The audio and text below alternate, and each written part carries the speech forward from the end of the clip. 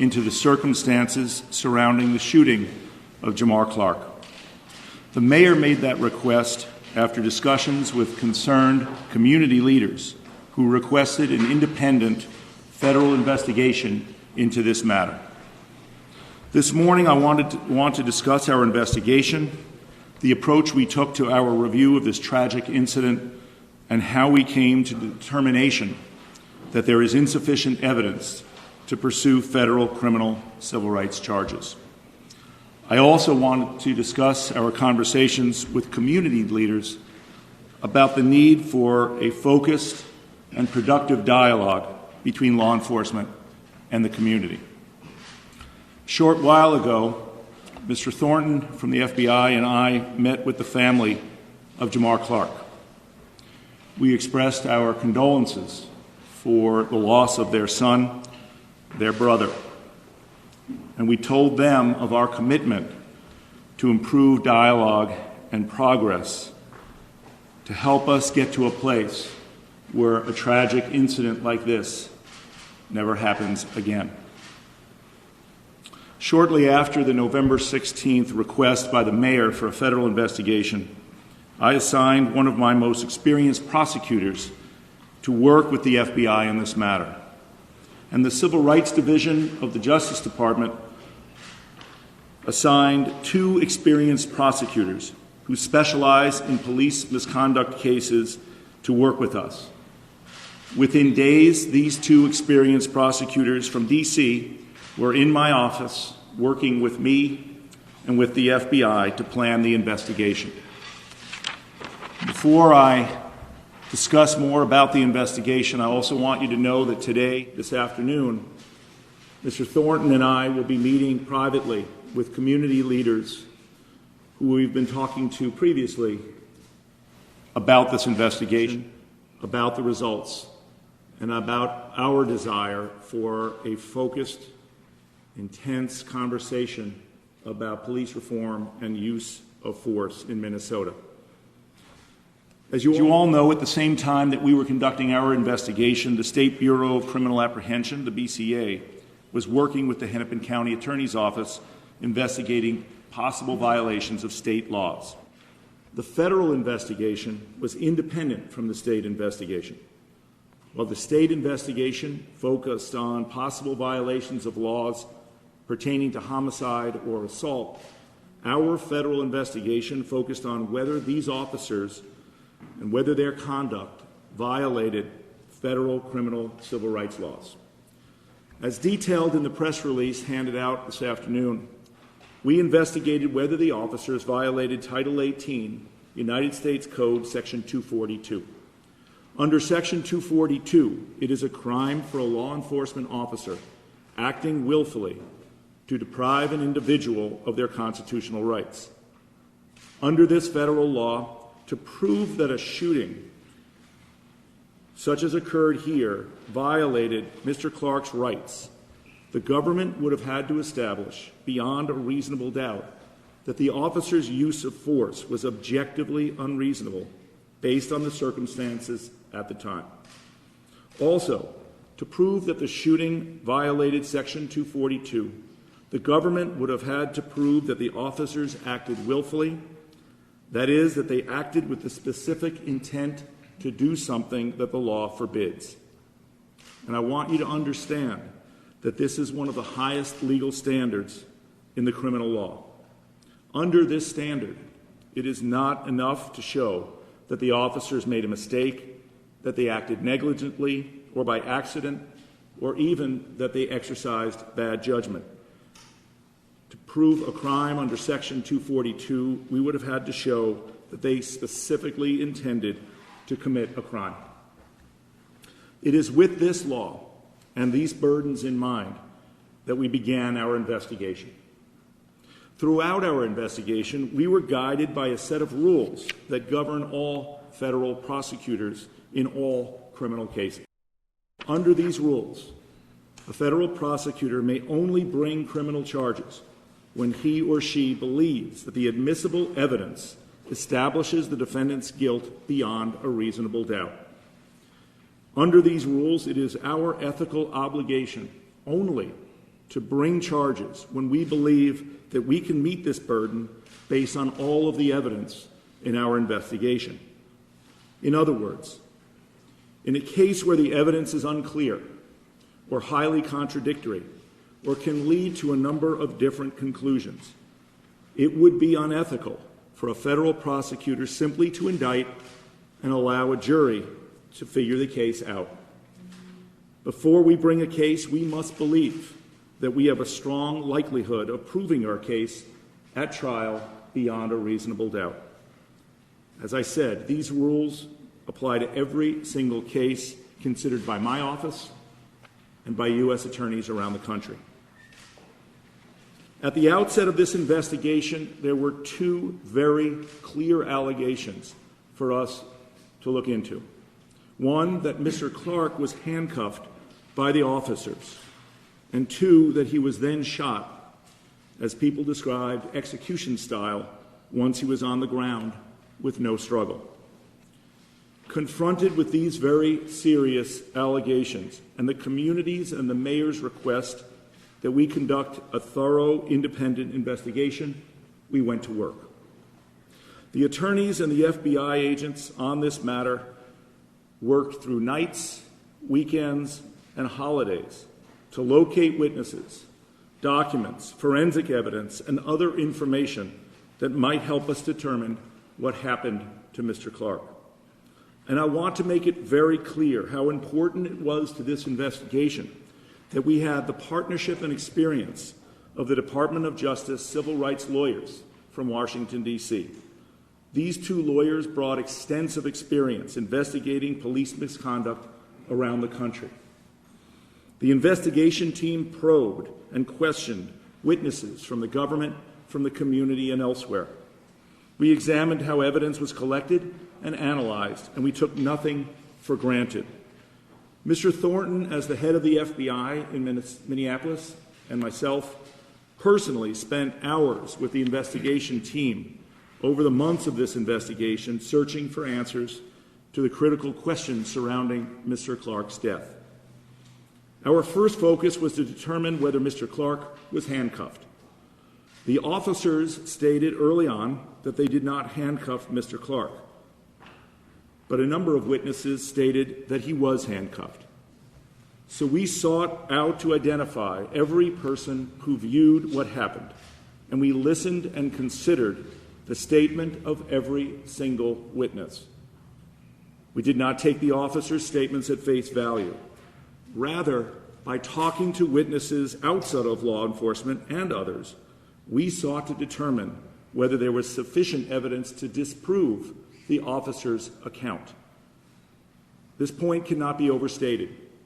Despite the high burden of proof that I discussed above, we knew that if we could establish that Mr. Clark was handcuffed at the time he was shot, it would change the analysis of whether the officer's use of deadly force here was reasonable. It would be much simpler to conclude that the officer's use of force was unreasonable if we could show that Mr. Clark was restrained by handcuffs at the time he was shot. Because of the importance of the handcuff allegations, we spent a great deal of time evaluating the evidence that either supported or refuted the use of handcuffs. And again, I want to emphasize that we listened to and took into account the statements of all of the witnesses. Some we interviewed more than once. In fact, the different statements of community witnesses are an important factor in our decision today. As a prosecutor, you must take into account all of the potential evidence at trial in determining whether to bring charges, not just the evidence that supports one view or another.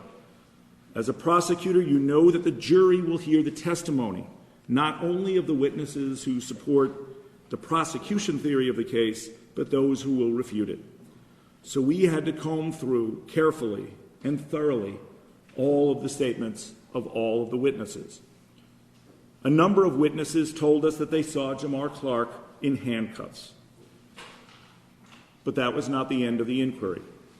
We needed to know more about what they saw. And here, the witnesses' individual accounts were remarkably different.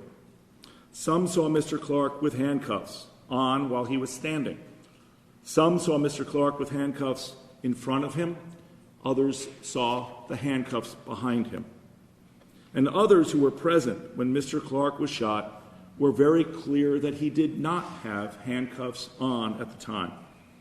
Some said that he had handcuffs when he was standing up. Others said the handcuffs were only placed on him while he was on the ground. As I will discuss in a moment, some of these accounts were inconsistent with the available physical evidence. The fact that the witnesses who saw Mr. Clark handcuffed disagrees on the details in such important ways was important to our consideration of this matter. When any criminal case goes to trial, the prosecutor must put forth a coherent, consistent narrative of what happened. Here, in order to allege that Mr. Clark was handcuffed, we would have had to pick and choose between very different versions. Standing up or lying down, handcuffs in front or in back. However, as I said earlier, we knew that all of the evidence would be available to a jury, including sworn testimony that directly contradicted whatever theory we would have presented. If we chose one version over the others, all of the remaining versions would come into evidence, making it very difficult for a jury to believe beyond a reasonable doubt whichever version the government put forth. On top of this problem, there were also witnesses who were present at the shooting, who were very firm in their belief that Mr. Clark was not handcuffed. Their testimony at trial would have supported the statements of the officers who said that he was not handcuffed. In addition, the statements of ambulance workers and others that they saw Mr. Clark immediately after the shooting on the ground without handcuffs would have further undermined the conclusion that he was handcuffed. But our inquiry did not end there. Because of the disparity across witnesses regarding whether or how Mr. Clark was handcuffed, we looked carefully at forensic evidence and whether the forensic evidence supported or contradicted the officers' statements. Two pieces of evidence were very important to our conclusion. First, the only handcuffs recovered from the scene were tested for DNA and were determined to have insufficient DNA for any identification. These handcuffs were found on the ground next to Mr. Clark, who was not handcuffed when he was placed into an ambulance shortly after the shooting. The lack of DNA on the handcuffs was important to us because, at trial, the officer's lawyers would be able to argue that this showed that he was not handcuffed. Second, the medical examiner looked for bruising on Mr. Clark's wrists, which might have corroborated witnesses' accounts that he was in fact handcuffed. The medical examiner found no bruising. This evidence was, again, significant because, as the medical examiner stated, although this evidence is not conclusive, one would expect to see bruising under these circumstances. Because the lack of bruising was an important factor in our consideration and an objective one, we decided to request an extra opinion from a federal medical examiner outside of the state of Minnesota. The person we chose is highly respected nationally and is relied on for sensitive matters within the federal government.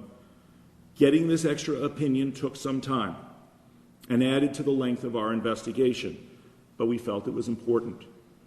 If we were going to place weight on the lack of bruising, as we did, we wanted to be very sure of the medical opinion.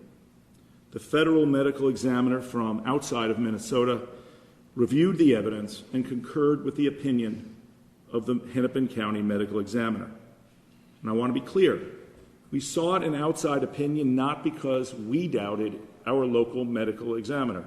Rather, back in November of 2015, we made a commitment to the family and to the community that we would be thorough and independent. And during our investigation, we took extra steps in order to make certain that we were fulfilling that commitment.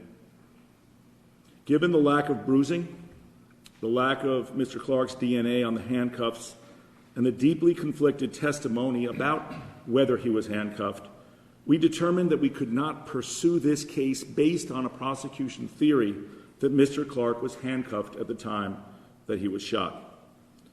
And in fact, we reached the conclusion, based on all of the evidence that we reviewed, that the evidence suggested that Mr. Clark was not, in fact, handcuffed when he was shot.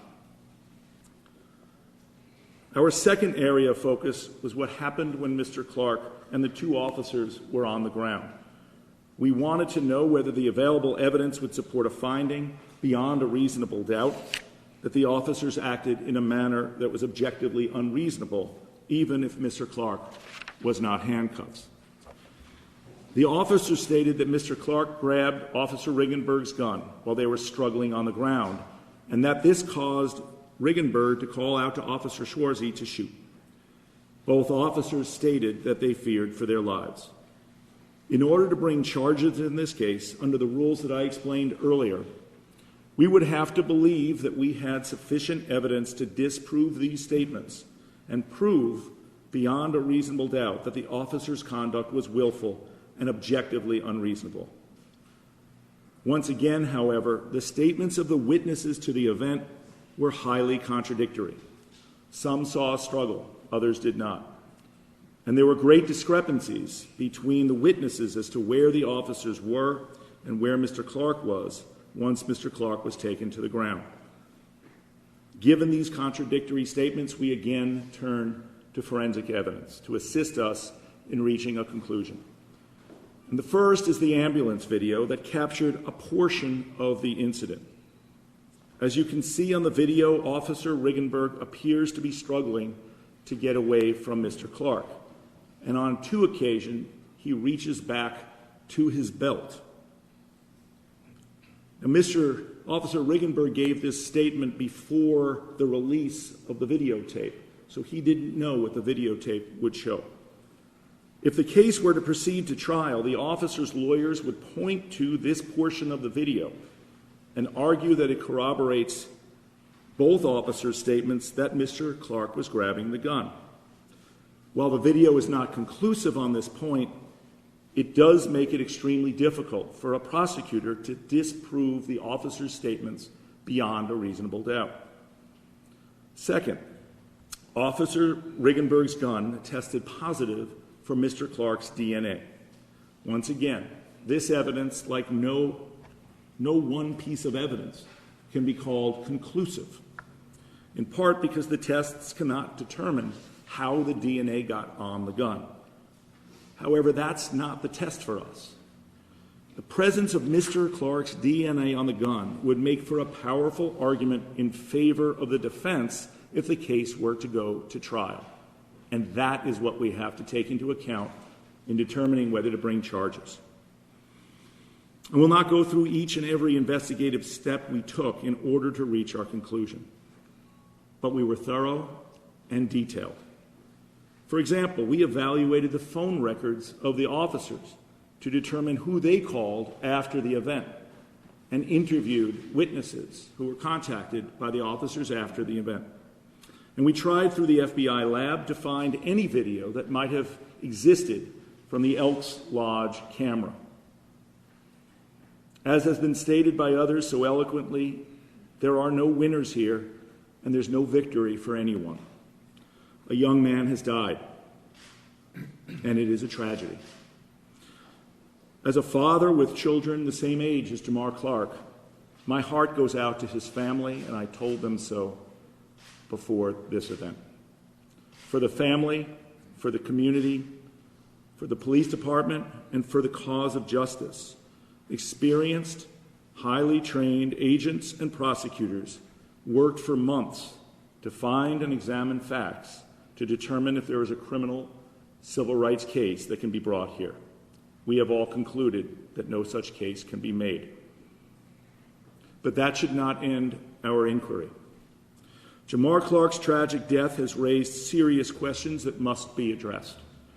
We believe that law enforcement and the community in Minnesota must enter into a serious dialogue on the use of force in Minnesota.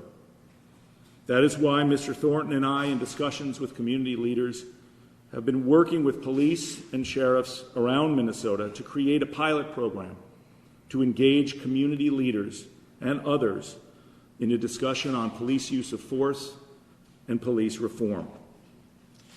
Mr. Thornton will discuss that initiative in a moment. After a detailed, thorough, and independent investigation, the FBI, the Department of Justice Civil Rights Division, and the U.S. Attorney's Office have concluded that we are unable to bring federal criminal civil rights charges in this matter. But all of us involved over the past number of months want to work to address the deep concerns that have become evident so that we can have a healthy and productive dialogue that can prevent such tragedies in the future. Support.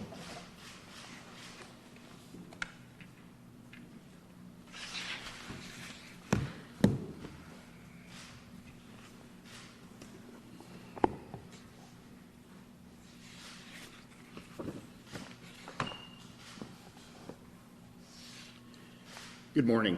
As Mr. Lugar just mentioned, my name is Rick Thornton, and I'm the Special Agent in charge of the FBI for Minnesota, North Dakota, and South Dakota. I'm going to touch on a couple of points that Mr. Lugar made earlier just to reinforce those. But in our meeting with Jamar Clark's family earlier this morning, we discussed in substantial detail the investigative steps we took, the evidence, the federal civil rights laws involved, and the conclusions Mr. Lugar just announced. The investigation of this matter involved numerous highly experienced FBI special agents and senior prosecutors. All told, the FBI and the United States Attorney's Office expended hundreds upon hundreds of hours in this investigation, conducting interviews of witnesses, review of video and forensic evidence, gathering and retrieving phone records and documentary evidence, reviewing police policies and training manuals, conducting DNA examinations, and numerous other investigative steps. This investigation began with no preconceived notion of where it might lead. As Mr. Lugar explained in his remarks, there were a number of significant challenges with this investigation, principally attempting to reconcile the highly variable witness accounts on the issue of whether Jamar Clark was handcuffed, as well as what happened while Jamar Clark and the officers were on the ground. This investigation was also extraordinarily difficult and emotional for Jamar Clark's family and friends, and for many of the witnesses to the incident. I would like to commend and thank all of the witnesses who made themselves available to be interviewed, many who did so in spite of their great reluctance to speak with law enforcement. Although this completes our inquiry into any federal criminal violations associated with Jamar Clark's death, it does not end our commitment to the very real and serious issues this tragedy highlighted. Our pledge to everyone here in Minnesota is we intend to use this tragic event to drive a conversation which must take place, a conversation where we talk about how police and the community interact, about whether and when the use of force by police is and is not both legal and appropriate, and about what the police must do and about what the community must do to ensure the safety and security of our community and for the officers who put their lives on the line to serve. These are not easy issues, and there are no simple answers. The United States Attorney and the FBI has already started this conversation with respected members of the law enforcement community here in Minnesota, as well as with a diverse group of community leaders. We are meeting with community and religious leaders later today and again tomorrow. Our goal is to facilitate a conversation regarding the very real concerns expressed by the community, as well as the concerns and challenges that face law enforcement officers every day. This has been and will continue to be a topic of significant interest on the national stage, both within the government, community groups, and law enforcement associations. The national discussion is one good thing to come out of this awful tragedy, and many smart people will be searching for solutions and seeking ways to deliver the best policing possible for the people of Minnesota and to improve relationships between police and the communities we serve. We are not going to wait for someone else to figure out the way forward for us on this issue. We intend to develop a Minnesota solution, and as I said previously, this process is already underway. Thank you very much.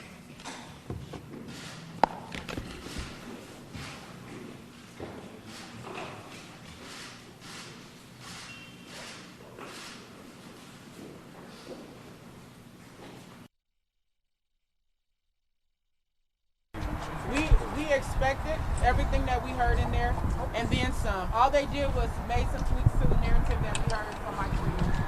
But it's business as usual. So let's pray. As everybody gather up, circle up. I'm going to ask Pastor Danny to carry us off in prayer. Grab somebody so we can pray, please. Close the circle. Nope, you. Yep. Just grab. Yep, there you go. Okay. Let's go. You can't stand in front of me. Come on, Ashley. I'm sorry, Randy. If you still. Thank you.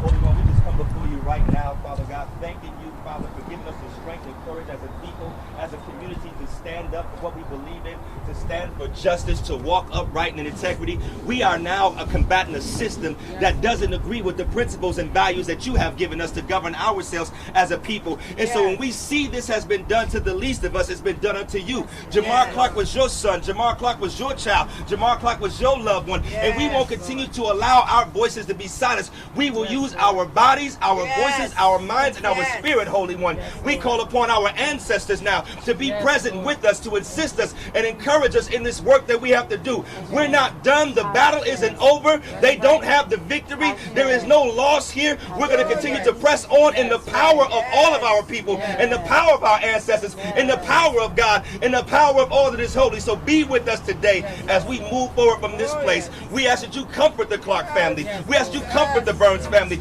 We ask that you comfort all of the community members in North Minneapolis who witnessed this tragic and traumatic event, this killing, this slaying that happened at the hands of public officials, at the hands of people that we pay our tax dollars to do their job. We pray for that system. We pray for an overthrow of that system, not a change, but an uprooting and an overthrowing of that system, God. Only you can do it with the power of the people. You will show us and give us wisdom and strength and revelation in order to do this work and call together a spirit of unity in North Minneapolis, a spirit of unity in South Minneapolis, a spirit of unity in East St. Paul and Rondo, that we will come together as brown people, as black people, as yellow people, as people of color, as queer people, as straight people, that we will come together and do this work of justice so that we can get the victory that we have. May it be so. Let it be so. Ashe and amen.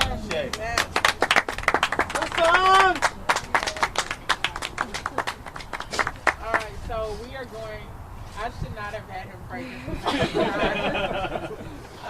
He's speaking the truth. But let's gather up. We will have a few people speak and address the media. So if you have microphones, please go ahead and set them up. We're just And then our group, everyone turn around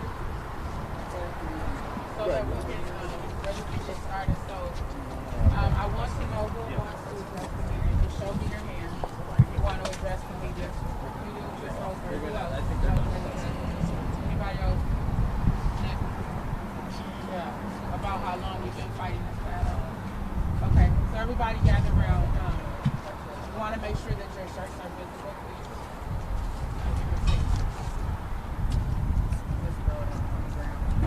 Make sure your shirts are visible. Everybody come around because there's a visual here that's being created. So get close, turn around. Grab the eyeliner on. All right. Thank you guys. Okay, make sure it's not locked. Maybe. Small people come up top. The shorter people come up. Okay, here we go. Thank you all for being here today. We feel that we represent the voice of the people. My name is Nakima Levy-Pounds. I am a civil rights attorney and the president of the Minneapolis NAACP. The sad part about what we heard today is that none of it surprises us. What we have realized through this system is that we cannot get justice, even when one of us is shot in the head in cold blood in front of dozens of witnesses. It's completely unacceptable to see the laws and the policies and the procedures be used to justify the killing of an unarmed African-American person. And this incident is not much different than ones that we've seen around the country, starting with Trayvon Martin, who was killed by a vigilante, to Mike Brown, to Eric Garner, to 12-year-old Tamir Rice. And in many of those instances, the laws are used to justify the misconduct and abuse, and sometimes even the murder of unarmed civilians at the hands of law enforcement, those who are supposed to protect and serve. We are standing here today declaring that enough is enough. We are tired of what's been happening within the system. We are tired of the voices of African Americans and other people of color being silenced within this system. The way in which the U.S. Attorney articulated the issues was from the officer's perspective, just as we saw with Mike Freeman. When you heard his account of the officer taking down Jamar Clark, he called it a scuffle ensuing between the two. What he failed to mention was that the officer's abusive conduct and grabbing Jamar Clark from behind and violently slamming him to the ground, not just something we heard from witnesses, but something all of our eyes saw on video, that led ultimately to the death of Jamar Clark. And yet, in the narratives of government officials, both Andy Lugar and Mike Freeman, it was glossed over as though it was insignificant. Why, as citizens, must we tolerate violent behavior on the part of police officers? Why must we tolerate assault and battery and even death at the hands of those who are supposed to protect and serve? If one of us were to violently grab someone, we would be charged with the crime. Even if there were conflicting eyewitness statements, we would likely be tried by a jury. And in Hennepin County and in the federal system, likely an all-white jury. We are tired of what is happening in what feels like the Jim Crow North. We're tired of being treated in a separate and unequal fashion.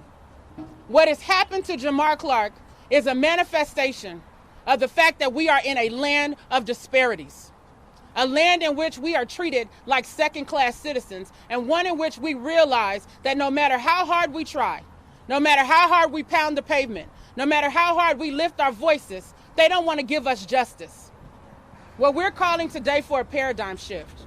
We're calling for Minnesotans of good conscience to join us in the fight for equal justice under the law, to plug into an institution or an organization that's standing on the front lines and to make your voices be heard. White Minnesotans especially, we're calling you to be allies and not to be complicit and silent about what is happening within this system. You know in your hearts that an injustice has been done today. And we would ask that you not cooperate with evil, but that you stand with people of color and rise against it. We are asking for those who are politically savvy to run for office, because our government leaders have clearly let us down. Yes.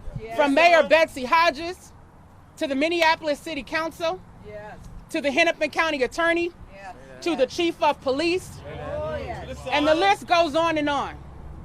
We are sick and tired of those that we elect to do their jobs, continuing to maintain the status quo and rubber stamping the status quo and allowing these things to happen. It's time for a paradigm shift. We need to be the change that we want to see. Now I'm going to ask other community leaders to come up and share their perspectives on what happened. Starting with Pastor Danny Gibbons of Black Clergy United for Change and Black Lives Matter Minneapolis. Unfortunately, what we saw here wasn't a surprise to us. The findings of this final investigation being wrapped up has been one that has really has perturbed us and broken us as a people. The incessant focus on whether or not he was handcuffed and whether or not the eyewitnesses' testimonies corroborated with the fact that he was handcuffed wasn't really the issue that we needed to see here. The fact of the matter is that there was an unarmed black man who was assaulted by the Minneapolis Police Department and then ultimately murdered. I mean, these officers are highly trained, highly skilled, have all sorts of non-lethal weapons that they can use and other forms of tactical takedown that they can use in subduing a potential perpetrator or suspect. But in this instance, all we've seen was a narrative that continues to reinforce the old narrative that has been over the centuries, where black and brown bodies and people of color, we just don't matter. We don't count in this community. We don't count in this world, and as far as this system is. But we're not going to continue to allow that to be so, to be that a narrative that we believe. We are people that are going to continue to fight and stand. We're not only calling upon those of political conscience and have savviness, but we're calling on faith leaders across religious divides and lines to come out and stand in solidarity with us, because it's going to take all of us. It's going to take the power of holy. It's going to take the power of God. It's going to take the power of our ancestors to overturn this system, to begin to come in and align with principles and morals that we really believed are true and are evident in our lives. And so we're going to continue to stand and fight. We appreciate you all coming out. Next, we're going to hear from Raisha Williams, who is running for the 5th Ward City Council seat, which is the ward in which Jamar Clark was killed. Raisha Williams, R-A-E-I-S-H-A. I'm a city council candidate for the 5th Ward of Minneapolis. Today we heard them speak about having a meeting with community members later on this afternoon. I asked what community members, because the community members that were there the first day that this happened to Jamar are standing behind you. The Minneapolis NAACP was the first group on the scene. And then Black Lives Minneapolis came. Those are the two groups with Black Liberation that moved forward in demanding justice for Jamar. Those are the groups that we're talking about, community members who stood up and said enough is enough. So what groups are you bringing to the table? People that you're in their pockets? We are no longer going to accept any groups, whether they're community members or they're community organizations. They cannot stand on the wrong side. You have to do the right thing. We are chasing everybody out of the community who is not for the community. Whether you're elected officials, whether you're an organization that's come to poverty pimp our community, we're done with it. And we're no longer going to accept it. We're calling everybody out today. Either stand on the right side or move out the way. Because the day has come that we're no longer going to let business as usual to happen. Today is the day that we demand justice. And if we don't get it inside, we're going to take it to the streets and demand it again. We are the people and we will not stop. They did this to us many years ago. They lynched us. And here we have a system lynching our men and women and children yet again. And nobody is being accounted for. We stand here saying that slavery is not over because it isn't. You have proven it again today, and you continue to prove it time and time. Today we're saying that we are not going to be bought because we are unbossed and unbought, and Shirley Chisholm and all of our ancestors who came before us are standing with us here today, and we're saying we're demanding it and we're going to take it. Right, in that order. Listen. Next, we will hear from Nathaniel Khalik, who is the past president of the St. Paul NAACP and a community activist. Can you say and spell your name, Nathaniel? In the name of God, most gracious, most merciful. You know, as I go on into the sunset of my years, been out here battling a long time for justice. And through that process, we have met with every government official from state to federal to sit down and talk about our issues. And one of the main themes have always been dialogue. And we were involved in that dialogue because we were seeking positive results in accomplishing justice. We were able to establish a civilian review board. We thought that would take care of the problems, and of course that didn't. We had training and more training, and we had the community involved in training officers, and that didn't take care of the problem. And so here we are in 2016, and I just thank Almighty God for all these young folks. Yes. Because I'm a tired old man. Listen. And there's only a few things that I can do, and that is to pray and to take things to another level, but I'm going to keep on praying. But these young people, I thank God for them for taking the mantle and not just knocking on the door seeking justice, but kicking the door down. That's right. You know, I'm sick and tired of being sick and tired. All right. Dealing with this stuff we've been dealing with for years. And one of the most compelling things about this incident, without even talking to any witnesses, was to look at the video and watch how the officers initiated the action that ended up in this young man's life. They could have put him in a bear hug. These are two pretty good sized guys. And to throw him on the ground and to end up where you're tussling with him over your weapon, it's just unacceptable. I'm a retired St. Paul firefighter, and we've had numerous incidents over my years of service where we dealt with folks that was unruly, uncooperative. They were strung out on drugs. Some of them had things in their hands, but not once did we not only not hit them, but we subdued them. We didn't brutalize them. And this was a form of street justice. And so I would just hope and pray that these young folks don't give up. Keep on battling and keep on fighting the fight. And I would ask our people to not allow Andy Lugar and others to divide this community like they have the Somalian community. You can come up with all the resources in the world to track down folks, arrest them, and to charge